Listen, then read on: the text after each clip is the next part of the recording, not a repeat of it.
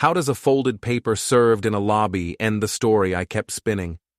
What happens when the man I mocked answers with quiet, lawful steps instead of shouting? Can a signature delivered in public say more than any apology I never meant? Before we dive deeper into this story, I have one small request. Please subscribe, drop a like, comment, and hit that hype button to boost this channel so more people can discover these incredible stories. My name is Evadne Riall, and last night I decided that a joke could fix what patience could not, so I let Mason's hand rest where cameras like to look while I laughed as if nothing mattered. I told myself Jonah had grown dull, that he said I turned every dinner into a show, that he asked for peace, and I said peace was boring. I told friends he was controlling, and they said I deserved fun. At the rooftop bar, the music thumped, phones lifted, someone asked for a toast, and I leaned into the moment because I wanted proof that I was still wanted. I sent Jonah a smiling photo and said he should relax, and he said he would talk later. At home, the kitchen felt colder than the balcony air. Our mugs waited on opposite counters, and the guest bed looked used in a careful way. Not messy, just prepared. He moved around me quietly and said he needed space, and I said space sounded like punishment. He checked his phone and a private call flashed. I laughed too loudly and said it was dramatic. He said he was done arguing. I said he would thank me in the morning. In the morning, I told myself last night was only a test, a way to measure how much control I still had over a room, and I acted as if a laugh could turn the clock back to the moment before Mason's hand slid across my side. I filled the kettle and said the water would sing soon, and I said that would be our cue to act normal. I watched the steam rise and told myself that normal was a choice. The kitchen window was pale with early light, and the balcony door was still cracked from when I came in because I liked the city noise as a stage. Our mugs waited on opposite counters like two people who refused to face each other, and I said that was only because we forgot to do the dishes last night. I waited for Jonah to come out of the bedroom, and I saw the guest bed through the hallway door, the blanket straight, the pillows separated the way he liked them when he needed room to think. I decided to frame it as a health habit and nothing more. When he entered, he nodded in that quiet way that looked like distance. He did not ask for details, so I said he probably wanted to save the talk for later. He looked at his phone, and the screen lit with a private call, and he let it pass. He said he had an early errand. I said early errands were suspicious. He said he did not want to fight. I said I was not fighting. I was helping. He moved to the dining table and opened his laptop. I pretended not to see the spreadsheet with only initials and dates, rows neat, no labels to tell me what mattered. I decided it was a budgeting thing and told myself I was not the kind of person who felt watched. I picked up my mug and told him last night was nothing, just a little joke to prove we still had spark. I called it spark because the word sounded romantic. He listened and said he was tired of performances. I said he sounded like a judge, and that line felt sharp and safe at the same time. He stood there with that steady face, the one he used when a server mixed up an order and he chose to be kind.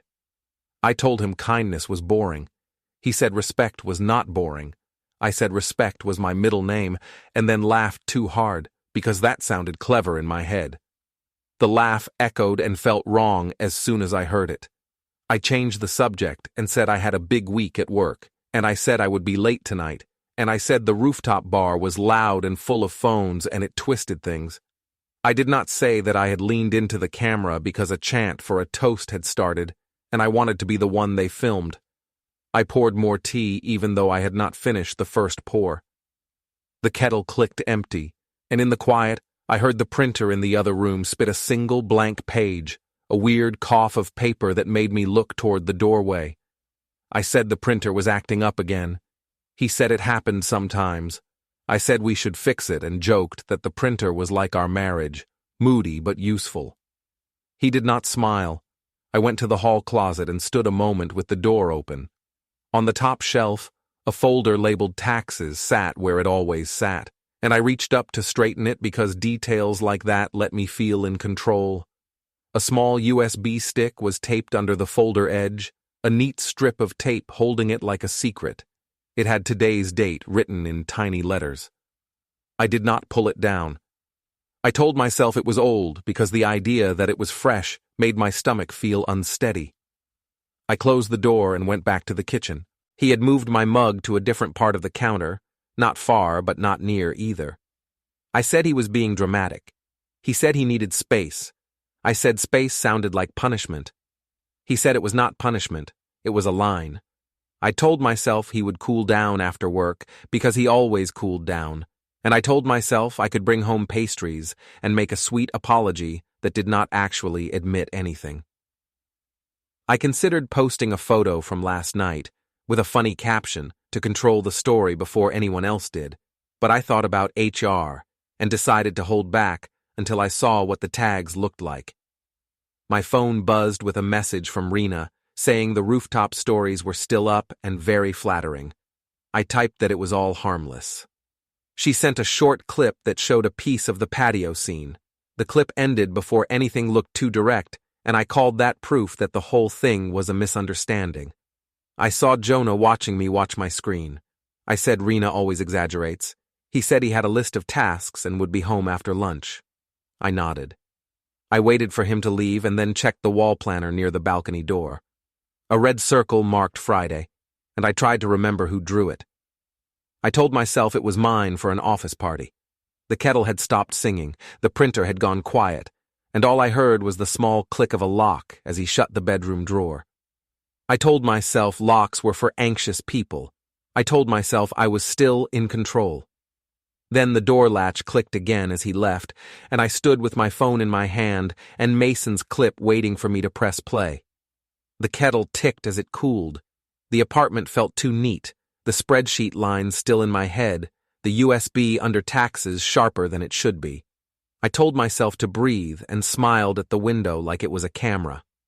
Then a muted call flashed across my phone screen from a number marked private. I let it pass. I said out loud that everything was fine.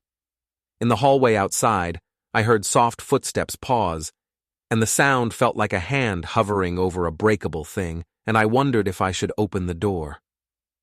By the time I reached the office, I had decided to win the day through confidence. I told myself that confidence was a spell that worked if I did not blink.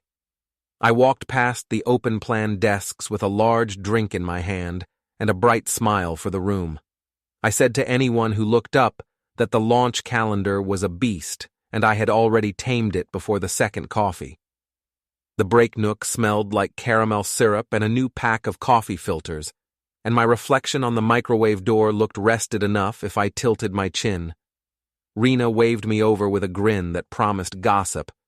She said there were new tags from last night. I said the tags were bad lighting and playful framing. She slipped her phone across the counter. I watched myself on the rooftop, laughing with my hair pushed back by the wind, eyes on Mason like the air had changed. The caption under one share was generous and silly, but the comments were not. A line of laughing faces trailed after a question mark about boundaries. I said, people love to invent stories. Rena said people love to feel like they were inside the story. I said the clip was out of context, and anyone who knew me would know it was a joke. Rena asked if Jonah laughed. I said he did not, because he had a busy mind and a slow laugh, and I said I would fix it later with a small party at home and soft music. She made a face that suggested I was walking on glass. My manager, Ms. Talcott, sent a quick ping asking for a brief chat in the afternoon. She said it was a routine pulse on the launch schedule. I said of course. I told myself it was truly about the schedule and not about the clip. I opened my email and tried to focus on stock counts, delivery windows, sample approvals, and influencer notes. Numbers have a way of calming noise if you let them, and I tried to let them. Then, the chat window flashed with a link from a junior on the team. The junior asked if the rooftop was fun. I said the rooftop had good appetizers and the wind was exciting. The junior sent a screenshot from someone else's stories where Mason's grin looked like a signature. I said that grin belonged to everyone at some point, and I thought I was being clever again. A few desks away, two people looked at me and then looked away. I told myself they were thinking about lunch. I went to the bathroom and checked my hair and changed my expression from bright to sincere, then back to bright again. When I came out, I ran into a senior from another department, and she said we should grab 5 minutes soon. I said yes, and added a smile that said I was on top of everything. When I sat down, my phone buzzed with a calendar reminder that I did not remember adding. It read, "Paper drop, 11:15 a.m." I stared at it and felt a small cold note in my stomach. I told myself it was an old reminder for office paperwork. I dismissed it and thought of the blank page the printer had spit at home. I remembered the USB with today's date and told myself again that it was old and mislabeled. My fingers hovered over my keyboard and did not move. I forced myself back into emails and typed helpful notes to the team. The letters felt heavier than usual. Near noon, Rena asked if I wanted to hit the gym at lunch because she had a trial pass and gossip sounds better near lockers. I said yes because I needed to steer the story. In the locker room, she set her phone on the bench and pressed play on a longer clip.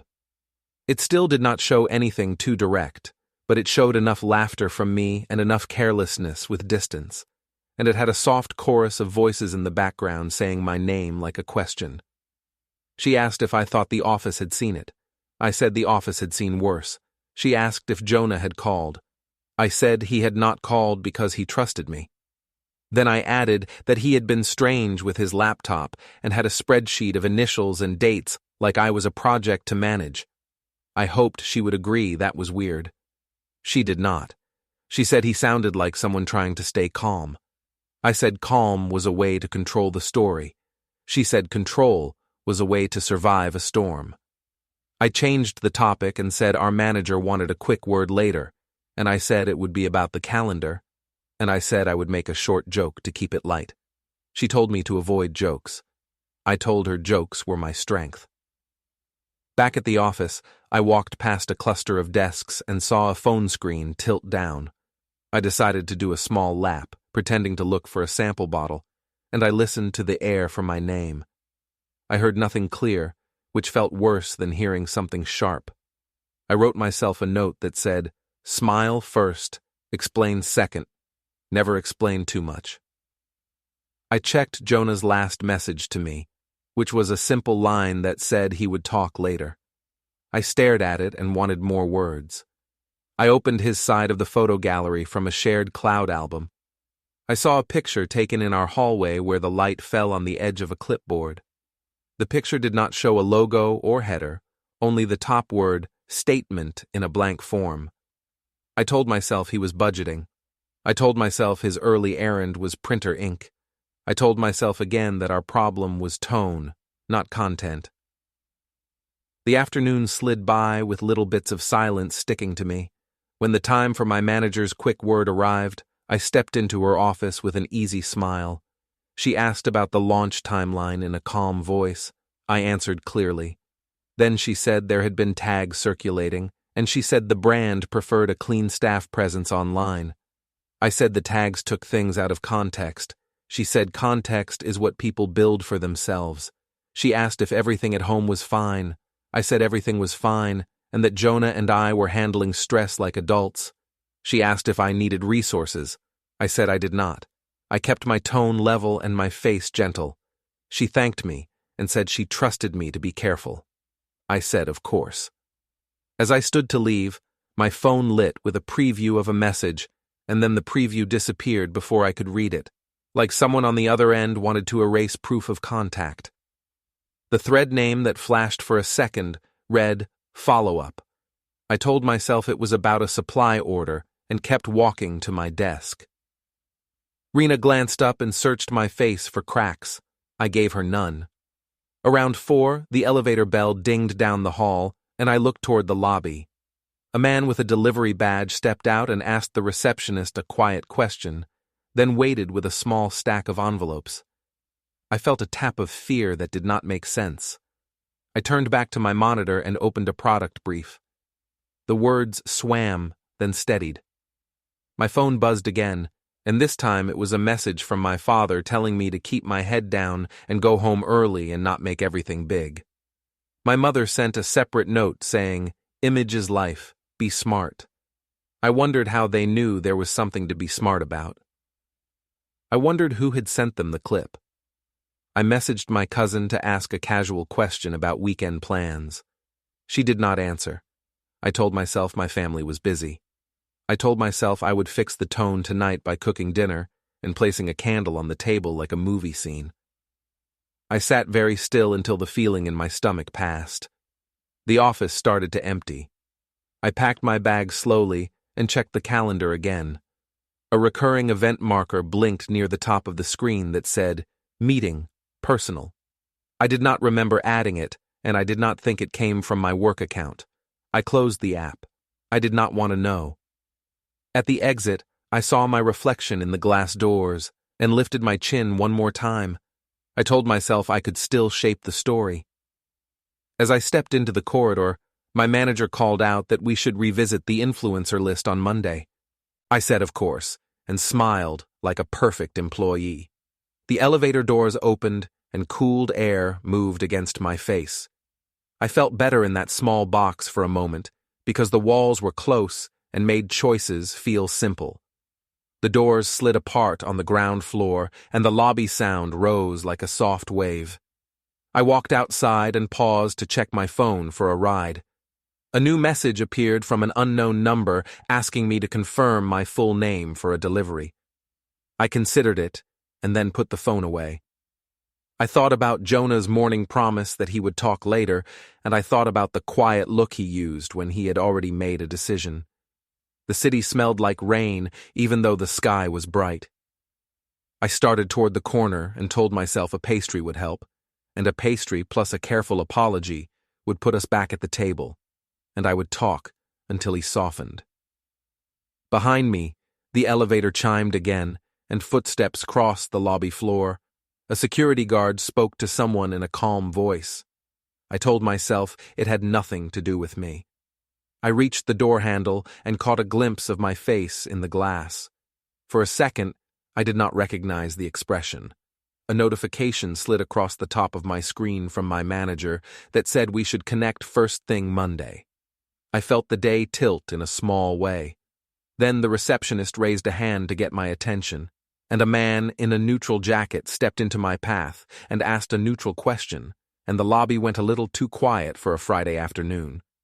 I told myself a second crowd would prove I was right, so I let Rena talk me into the rooftop again, because lights and wind wash mistakes until they look new. I arrived early and acted like a host, even though it was not my event. I greeted people and pushed chairs into good angles and asked the bartender about a soft drink like I was professional. When Mason came up the steps, he looked pleased with himself and gave me a look that promised another bit if I wanted it. I told him later would be better. He leaned on the railing like a billboard and let his grin pull in eyes from 2 tables over. I told myself I could manage this if I kept the tempo. I lifted my phone and sent a casual story to bury the old one. The crowd around us shifted into a looser mood as the sun slid down. A song with a heavy beat took the air and made the glasses sing. 2 women I knew a little raised their phones and timed their smiles with mine. I thought of Jonah and decided he would calm down after food. I sent him a picture of the view and said he should see the colors. He did not reply. I imagined he was in his office or in the stairwell at home, making a list and staying neat. That image gave me an odd pulse of fear that I turned into charm for the table. I told a small story about how brand launches always fall apart and then suddenly work, and I said that is how evenings work too. People laughed because they knew that pattern, or they wanted to believe it. The beat picked up, and someone asked for a group photo and then asked for a fun version. I made a playful face that looked safe enough. Mason moved closer in that way that blurs space and makes the camera think 2 people share a secret. I did not step away because stepping away would admit that the first clip had meaning. I heard a tiny click from a phone that was not aimed at me and felt the ripple of attention tilt. I said to myself, that a crowd wants a moment to talk about, and then it leaves it behind. I said that would be true this time. The sun folded behind the riverside buildings, and a cool breeze rose from the water. Someone shouted that the patio downstairs had heaters, and a few people started toward the stairs. Mason suggested the smoking patio because the air there made faces glow when cameras flashed. I followed because the group turned, and I wanted to stay in the frame. I told myself I would control the next minutes and keep things light, almost boring. Down on the patio, the lights sat low, and the rail threw a pattern on the ground. A man I did not know wore a jacket with a crossed camera logo, and I did not like that sign. He stood apart like a collector. I decided to give him nothing. I stayed a half step from Mason and laughed at a story from someone else. People moved around us in little half circles so they could stay in the path of any lens that might swing. I saw Rena on the far side with a woman from finance, and both of them watched me like they wanted to help, but also wanted to see how far I would go. I raised my glass and said the city made everyone more dramatic than they really were. The words sounded thin when I heard them. Mason brushed my sleeve with his knuckles the way some men do when they want the camera to fill in the rest. I let my arms stay relaxed because I did not want to look like I had something to hide. Someone near the door started a chant for a toast, and phones went up at once. I felt my name move through the air again. My phone buzzed, and an unknown number flashed across the top. I did not answer because answering would look tense. I turned my face toward the warm light and tried to make my expression a calm laugh. In the corner of my mind, a different scene played in strange detail. I saw our apartment the way a camera would see it. I saw the wall planner with a red circle I could not explain. I saw the printer wake and spit one pale sheet. I saw Jonah's laptop with a clean file tree named with letters, Archive A, Archive B. I did not like that my mind was cutting to office shots while I stood in a crowd pretending I believed in fun. I told myself the mind sometimes makes side stories when it feels pressure. I breathed in the smoke from a heater that clicked on. I told myself I would go home early and set the table and turn on music that said we belonged together. A man behind me said my name to someone else and made a little joke about boundaries, then laughed into his sleeve like he would deny it if needed. I felt my face heat, even though the air was cold. I decided to lift the moment instead of shrinking. I lifted my glass and spoke bright words about friends and loose nights. The group cheered because groups like simple shapes. The man with the camera logo lifted his device, and the tiny red light near the lens woke like an eye. I told myself I could step left and let the frame catch only shoulders and a hint of hair. I started to move, and then heard my name again, and paused because stopping felt like ownership. Mason leaned in as if to hear a line I had not said. I thought about Jonah's morning sentence that he did not want to fight. I wondered if he was in the old office tower now, moving through tasks with quiet hands. My phone vibrated again against my wrist with a small pulse that felt like a second heart. I glanced down and saw a calendar banner slide up and away in a breath. I read only the last word, which was personal. The chant for a toast swelled, and I heard it like a drum in a narrow hallway. I lifted my glass because the group demanded closure. The red light near the lens stayed fixed. The man with the camera steadied his hand. The crowd leaned in to make a circle. I smiled because the circle left no space to back out without breaking the ring. The red light blinked once. The chant hit a peak. The wind paused between buildings like a held breath. The moment opened like a door that would close behind me the instant I stepped through. The chant tightened around my name and a line about brave girls. The tiny red dot stared back without blinking. The hook triggered as the group shouted for the toast, and the recording light stayed live. I told myself the best way to fix a fractured table was to act normal, so I agreed to meet everyone at the family restaurant the next afternoon. I arrived on time, and placed my bag carefully under my chair like a person with nothing to hide. The long table was dressed with a row of cheap flowers and shiny menus that curled at the edges. Thomas told a story about a neighbor's car, and Nomi asked a waiter for a candle even though it was daylight. Iris sat near the end and folded her hands as if she were attending a small hearing no one else could see. Jonah took the seat opposite me and adjusted it to make room for older relatives. He was courteous to the server and used simple words that did not give me anything to twist. I introduced two cousins to each other and laughed at a safe volume. I decided to set my face in a way that suggested calm progress. A child at the far end dropped a spoon, and the sound ran along the table like a cue. I poured water and made a note to myself not to look at Jonah like I wanted him to rescue me from my own line. The cousins had their phones on the table. A lock screen brightened and showed a still from the patio. The table went quiet in a slow wave and then started again with a different tone. No one raised a voice. No one said forever words. People only made small choice about where to place their eyes, and most of them placed their eyes on anything that was not me. I told myself I could fix this by owning it with humor. I said to the table that parties turn ordinary moments into movies and that people see what they want.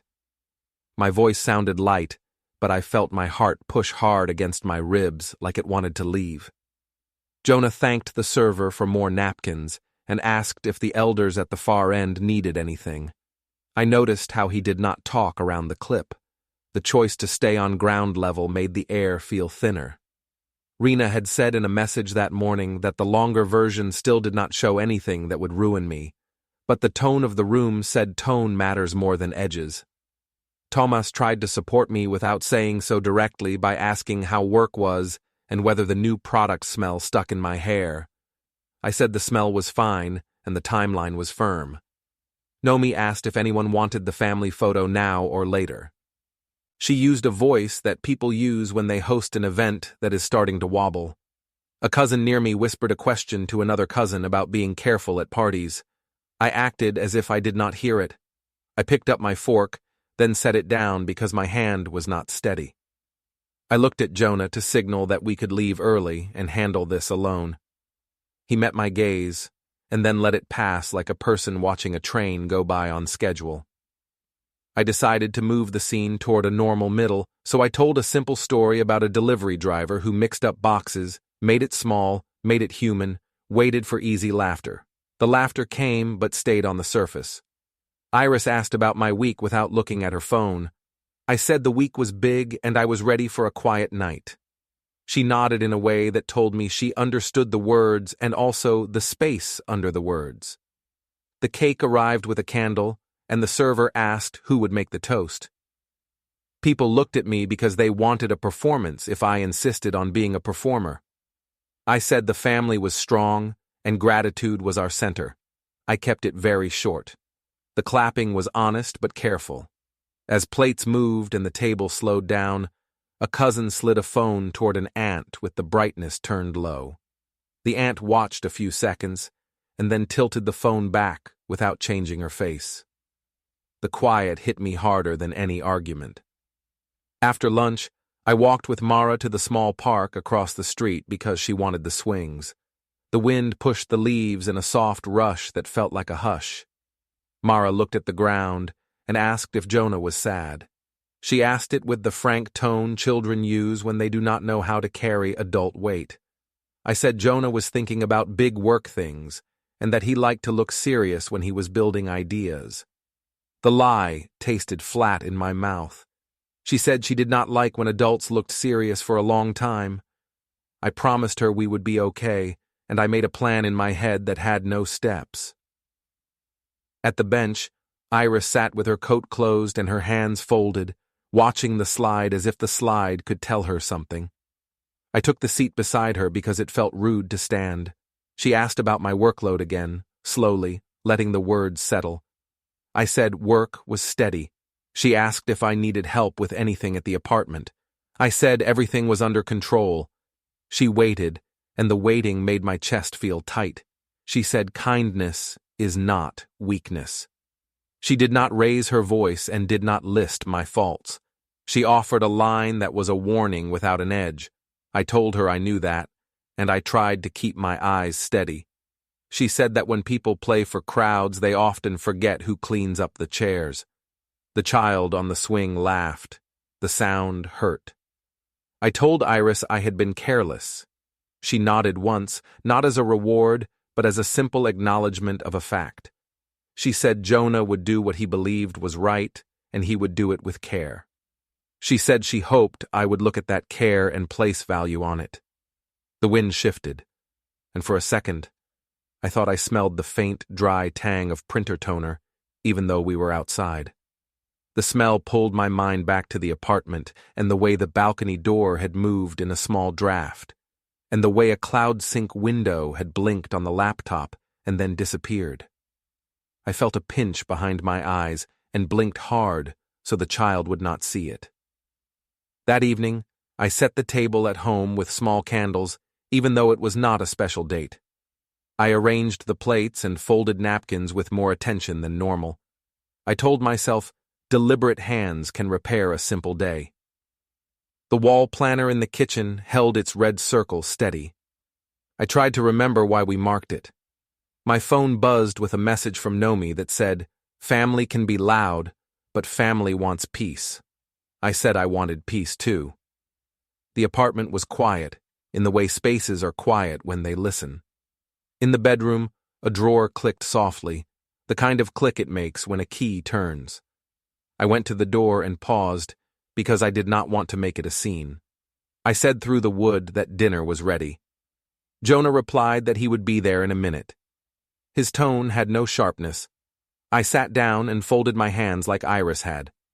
When he came into the kitchen, he thanked me for cooking and asked how my day went in a way that did not invite a speech. I told him the team had made progress, and I kept it short. He ate with care, then set his fork down and said he would be out for a while. I asked if it was work. He said he had an errand. He did not ask me to come. I did not ask where. He put on his jacket and took his keys from the bowl. On the ring, I noticed a key I had never seen before. He moved past me without touching my shoulder. The door opened and closed. The smell in the room shifted like air pulled through a small space. I stood there with the plates and heard the faint hum of a shredder from somewhere in the building hallway. Or maybe I imagined it because my head had started to turn every small sound into meaning. I looked at the laptop on the table and woke the screen. A message that said file uploaded successfully flashed, then faded. I closed the lid quickly as if I had seen something private. My phone lit with a note that said, meeting, personal, at a time I did not expect, and then the alert dismissed itself as if a hand had brushed it away. I blew out the candles and carried the plates to the sink.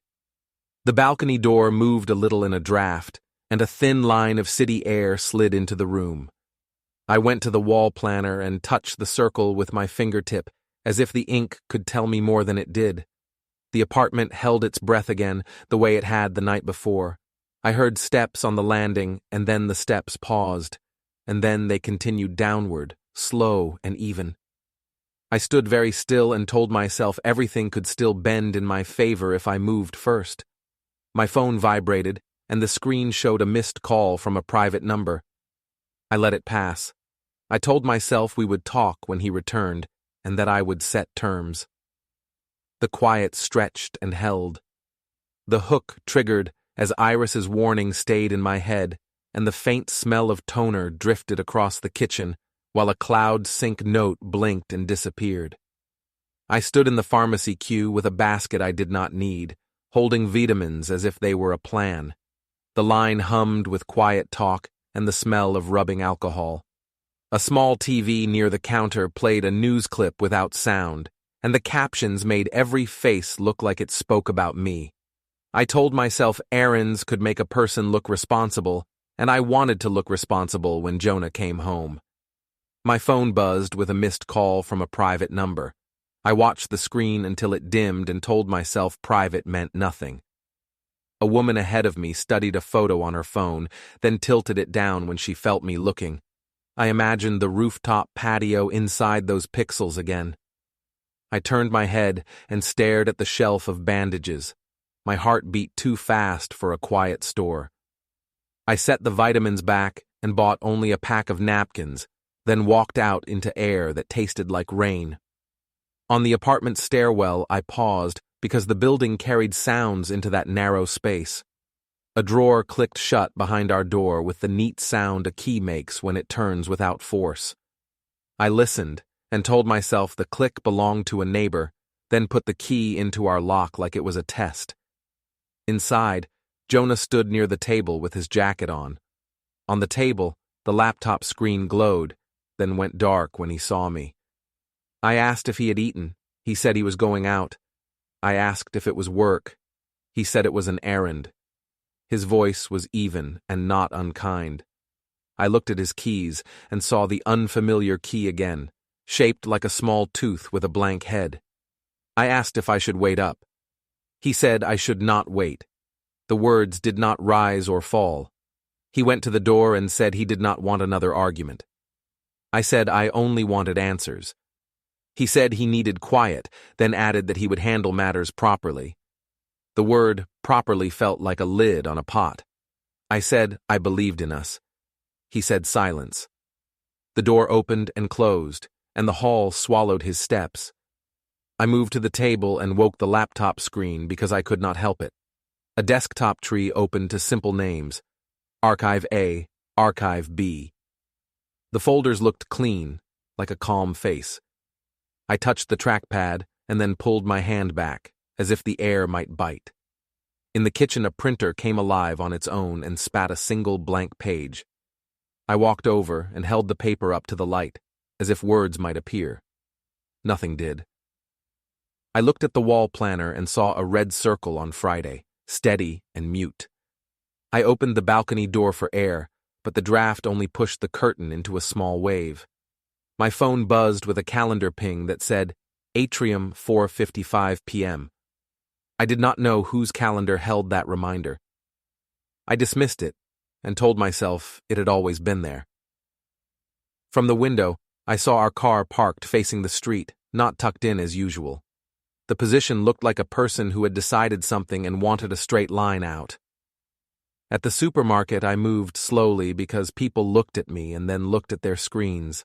I placed a loaf of bread and a jar of sauce on the belt and acted like a person doing a normal task. The cashier asked about my day. I said it was busy and that I was making a simple dinner. The cashier nodded with polite eyes. Behind me, two young men whispered and glanced at a phone. I told myself they were laughing at a meme. Outside, the air had shifted cooler. I walked home carrying the bag like it could steady my arm. I set the bread on the counter and arranged the plates again, because arranging things made me breathe. The light in the hallway changed as the sun slid down. I heard footsteps on the landing and then nothing. My phone vibrated with a thread called follow-up, and then the preview vanished before I could read a line. The apartment held its quiet like a held breath. I stood in that quiet and repeated one sentence to myself the way people repeat a prayer. This is still fixable. This is still fixable. The hook triggered as Jonah returned without speaking, moved to the sink to wash his hands, and then said in a steady voice that he would handle everything properly. I told myself performance could still save the last word, so the next afternoon I went to Jonah's office tower lobby with a careful plan in my head and soft lines ready on my tongue. The lobby was a clean white box with a wide desk and polished floors that turned footsteps into small echoes. A florist's cart near the entrance held a bucket of simple stems, and I thought of buying one to hold in my hand like a story. I decided against it because props looked dishonest on a bright day. I stood near the revolving doors and watched people arrive in the late light. Mr. Havish, the concierge, greeted a pair of visitors and wrote their names in a ledger with tidy strokes. I said hello to him and asked if it was all right to wait. He said the lobby was public and asked if I needed directions. I said I was meeting my husband. The word husband felt both heavy and thin. I fixed my eyes on the entrance and tried to hold my face in a soft shape. Jonah appeared through the glass, moving with that steady posture he used when he was tired but clear. He stepped into the lobby and said my name in a tone that made the room feel level. I began my prepared lines about being sorry for tone, about deleting clips, about closing circles. I said I understood boundaries now. I said Mason misread signals and that I had been foolish. I said we could repair this if we agreed to no more public moments. I reached for the space between us with my hands open because open hands looked honest. A person in a neutral jacket approached from the side with a calm expression. The person asked me to confirm my name. I confirmed it because the question sounded ordinary. The person said a short, formal sentence about delivery. I heard the words as if underwater. A neat envelope changed hands. The paper inside was not loud, but the lobby became quiet in a way that felt louder than sound. I looked at Jonah and said this was an overreaction. He said, in the same steady tone, that he was following the proper path. The person in the neutral jacket explained the basics in simple language and asked if I understood I had been served. I said I did not agree with the timing. The person said timing was recorded. Mr. Havish marked the time in the ledger without looking up like a witness in a quiet play. 2 people near the elevator went still. I felt the building press against my ribs. I slid the papers open with my thumb and saw the words without needing to read every line. There were temporary orders about the home, the things inside it, the way we would speak, the times we would move in and out, the money that would be held in an orderly way. There was a brief line that implied a schedule for future decisions about family if children were in the picture later. It was all measured and clean. It had no insult in it. It only had process. I said we should talk upstairs. Jonah said downstairs was fine. I said we should talk alone. He said we could talk later in a place that made sense. His voice did not waver. He thanked Mr. Havish for his patience. I tried another angle and said the clip did not show what people claimed. He said he knew what it showed and what it did not show. He added that he would keep respect at the center of every step. The person in the neutral jacket asked if I had any questions about next actions and pointed to a simple note on the first page. I nodded, but could not think of a question. My hands felt far away. The florist's cart outside the glass turned slowly as if it had been moved by someone's sleeve. The petals looked like new tongues. A message from my manager slid across my phone. We should connect first thing Monday. I stared at it, and then at the floor. I told Jonah I would delete everything ever posted about last night. He said I could do what I thought was right. He moved one step back to give the process server a clear line of sight, then offered a small thank you to that person as well.